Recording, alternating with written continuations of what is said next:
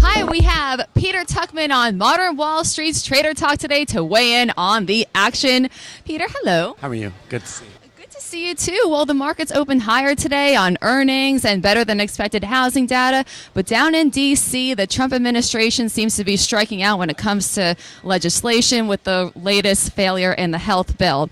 So what does this make of the markets? Why is this important to the market? Okay, so today, look, we've also talked in the past about whether the market is engaging anything that's going on with the administration. And I think there have been a couple of lines where the Donald Trump Jr. thing we talked about last week, where it sort of went from accusation to criminal, potentially did affect the market, but still short term.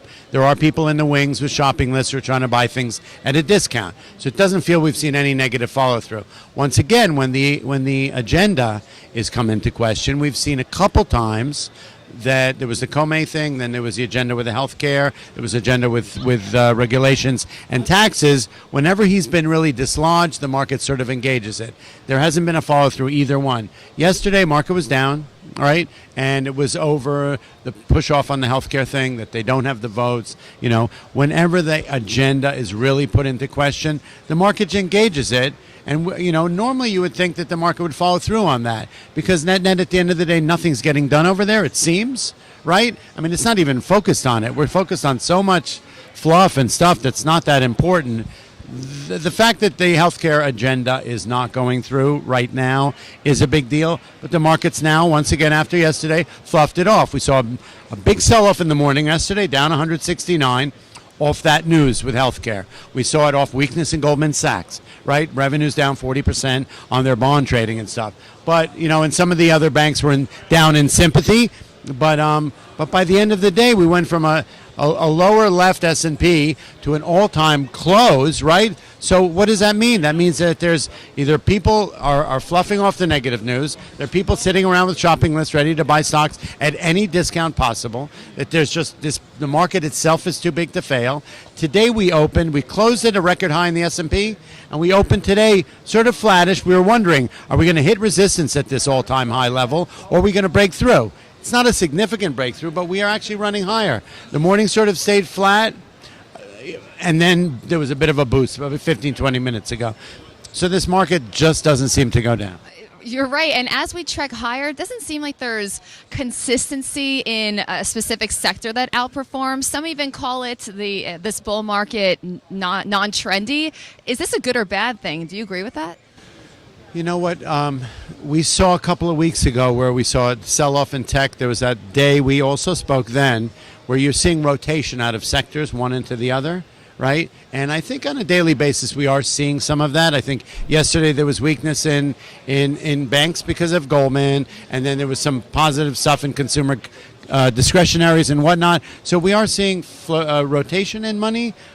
Is it significant? You know what? I am not an economist, so I don't really know a really good answer to that question. But it seems that even if we have that happen one day at a time, that's fine, okay? Because you're building a foundation, and people are selling the outperformers in a healthy market. I think you're going to sell the outperformers and buy the underperformers, and that will just keep a market lifting up this way. And you remind me with the banks, it is earnings season, so let's chat a little bit about that. Banks are kind of all over the place. Netflix power subscriber base has taken the NASDAQ to an all-time high. Would you say that the stocks are performing as expected on their earnings? You know what? I'm a believer that the whole announcement of expectations, guidance, if you set up an earnings estimate and then you adjust it, or you present it lower than expected so that wherever it comes out it's going to be a positive thing. I mean, there's the buy the rumor, sell the news, first of all, okay? And then there's that whole, it's a fine science, the way they present expected earnings and guidance. So sometimes you'll see IBM actually very rarely beat, but the stock's down $6. So why is that, right? So is it that their guide? I mean, it's always a complicated announcement. It's a matter of earnings, revenues, guidance, so much information, right? So earnings season is, it's funny. I mean, Netflix, great.